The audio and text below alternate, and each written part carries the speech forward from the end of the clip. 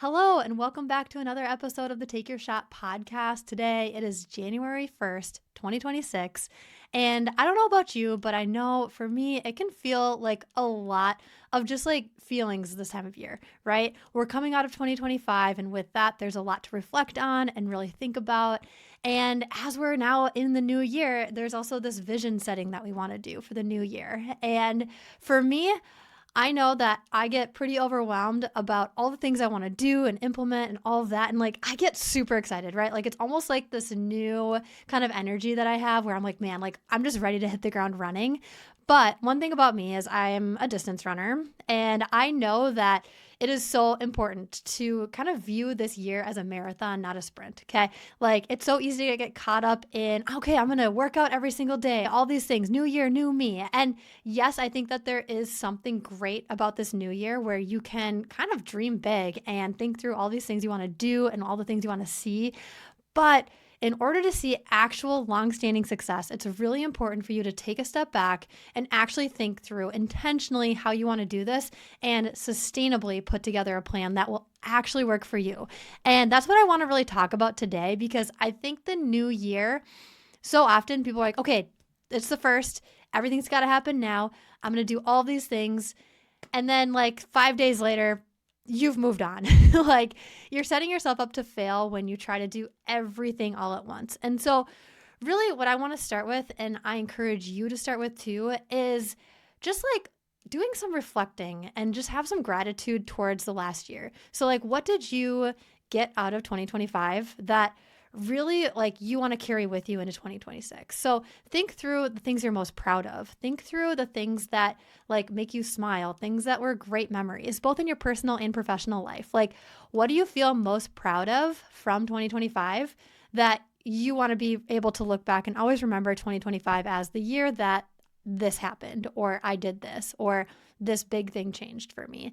And then alongside that, I want you to also think, what were some of those things in 2025? And I don't want you to sit in this, but like, what are some things you need to let go of?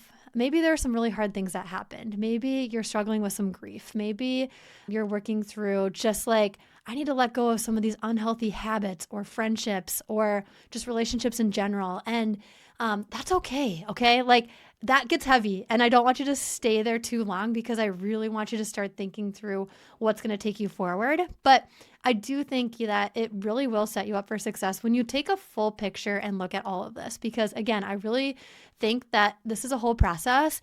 And I think setting up the new year doesn't just happen in one day. Okay. It happens, I think, honestly, the whole month. You can take this whole month and have this whole month be just kind of like a month designated to reflection, resetting, and like getting ready for just transitioning into the momentum of the year. I mean, I like to call it strategy season. Some people call it off season, but as you know, as a business owner, there's no such thing as off season. There can be breaks. And I like to kind of call this like a light sabbatical, where I'm not necessarily taking on client work, but instead I'm working on the back end of my business. So strategy season, here we are. I love this. And what better way to kick off the year than to do a lot of this work, right? So kind of transitioning back into just as you're thinking through the new year, don't just jump into the new year without doing the last year its justice. So take time, reflect on it, and do all of that before getting into all the strategy, which for me, that's the part I get the most excited about. So now that you've kind of taken time to reflect on and put to rest 2025, okay, you're taking with you what you want into the new year, but you're going to leave behind the things that did not serve you and no longer will serve you. Now, if you haven't already done that, please pause, go and do that. And now let's move into 2026. All right. The thing that we're most excited about, the place that we're currently at and moving forward into, like, let's go. Now let's carry forward into 2026. Now, as we're now vision setting and moving into this year, I want to take a quick step back and really think big picture. Okay. 1 year from now, what do you want your life to look and feel like? Okay. So pause, take time to just write this down and really get big, like, big dreams, big things. Who do you want to be? What do you want your life to like look like? What types of routines do you want to have? What types of communities do you want to be part of? Start dreaming big, okay? And I just want you to write freely. I don't want it to feel so structured that you can't just share all of the things that are on your mind. I know for me, I love just getting a notepad and writing any random thought that comes to mind. So please take time to just like truly dream big about next year, okay? So pause and do that. And okay, now that we've done that, I want you to now think through what are some of the big things that I need to shift or change in my life in order to make this happen. So first, it might be coming down to just like some of your routines. Think through maybe ways that you could improve your time management. Think through some of the things that are getting in the way. So maybe you need to eliminate distractions. Maybe there are some things that continually make you feel blocked. Maybe there are tasks or things that you have been doing over the last couple of years that no longer give you energy. So for example, for a lot of photographers, maybe this falls in line with editing, okay? So if you find that editing has taken up so much of your time and energy, what can you do to make that easier? Does it mean using a tool like Aftershoot? And if you're interested in trying that, I have a link below where you can get a free trial. Or do you want to look at hiring an editor? I also have an editor that I've tried out a couple times when I've felt swamped. And so I'll link that below too if you want to give an editor a try. But maybe that's not fully it, okay? Maybe you need to really take a deeper look at your systems. Now, this is a process, okay? Again, marathon, not a sprint. I personally love using Dubsado. It is a CRM that does so much for me and my business, from sending questionnaires to invoices to just like literally having all of my workflows all in one place. So if you are wanting to really take this time to step back and really think through your systems in your business, I also have a code if you want to use that. You get actually an additional % off when you use this code because I'm an official partner with them. So thank you, Dubsado, for sending that. We are so excited to be partnering with you. And, just thinking through, what is going to make your life easier? Again, I'm really a proponent of working smarter, not harder. Okay. I think that so often people are like going into this season being like, okay, I'm going to grind. I'm going to do all this. I'm going to do all that. And like, yes, I want you to cross things off your list. But when you take a step back and really think big picture of like, what would make it easier? This is where we really want to look at our systems. This is where you really want to look at the things that are taking up a lot of your time and blocking things. And so that is part 2. I know that was kind of a lot, but really just take a time right now to pause and really think through what are some of those things that would help make this actually attainable for you, okay? What are some of those first steps, whether it's removing these blocks or putting together systems? Where are those pain points and what are these things that like you can be doing to remove that friction in your life to help make this possible? Okay, so pause and really do some reflecting there. So after you've done those first 2 things, I now want you to really reflect on why this is all important. And maybe as you're thinking through your why, which I believe is like a huge foundation of everything that you do, maybe you start coming up with more ideas, more things that you want to add or maybe take away, things that aren't aligned. But ultimately, your why is going to really help these things stick. And the reason why is because when you give purpose to what you're doing, it's not just like, oh, I want to make 6 figures for the sake of that. So like, let's say that's one of your goals. Maybe that's something that you're really excited about. Why do you want to make 6 figures? I want you to really dig deep into why do you want this and how is that going to serve you?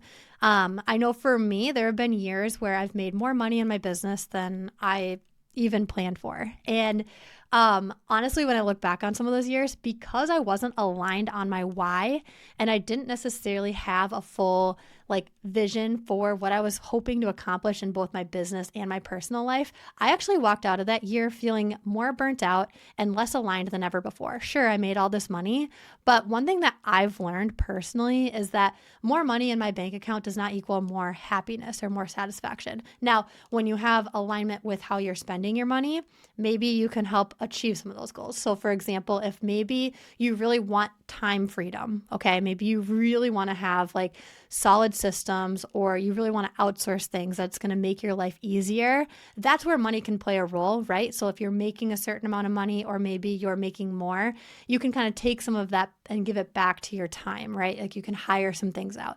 And I would argue too, if you're having a bunch of tasks on your list that are draining you, even if you don't feel like you have money, if you have something that you can give just to get something off your plate, I recommend looking for ways to do that, okay? But beside the point, really thinking through your why. So If it's a financial goal, why does that number matter to you? What is that going to empower in your personal life?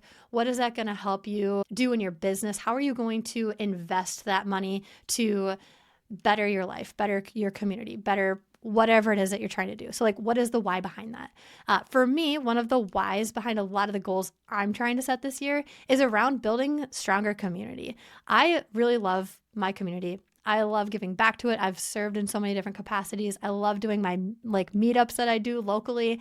And I really want to expand that too in the online space. And so for me, one of my goals is to really continue showing up, but also expanding this community in a way where people can actually come to this place and have a space where they can actually meet other photographers and get that guidance and resources and help that they need. And so there's a lot that I'm doing to build things on the back end, and I'm really excited about a lot of that. But ultimately for me, as I'm thinking through one of my whys this year, it's just like, it truly is just community. I think for a lot of reasons, community is so important, and you could basically do everything right in your business. But if you're just going alone, I can tell you right now that it's not going to feel as satisfying. I love the community that I have here in Minneapolis, both with Take Your Shot and also just as a photographer in general. This week, I'm going to be going on a retreat, and I'm going to be going with a couple other business owners that I've connected with over the years. And we're all just going to take time away to reflect on our business, to speak into each other's lives, and really just vision set for this year. And I'm so excited for that. That community to me is so important, and I want you to have that too. So there's been a lot of things that I've kind of covered here, and I want you to be able to go in even more depth with this for yourself. So if you go to the show notes below, I have an actual guide that I can send you, so you can actually go ahead, copy these questions over into a Google Doc and just answer them for yourself. I want you to take time, whether you go to a coffee shop and just have a little staycation where maybe you take a couple hours and you're just sitting and reflecting on a lot of this.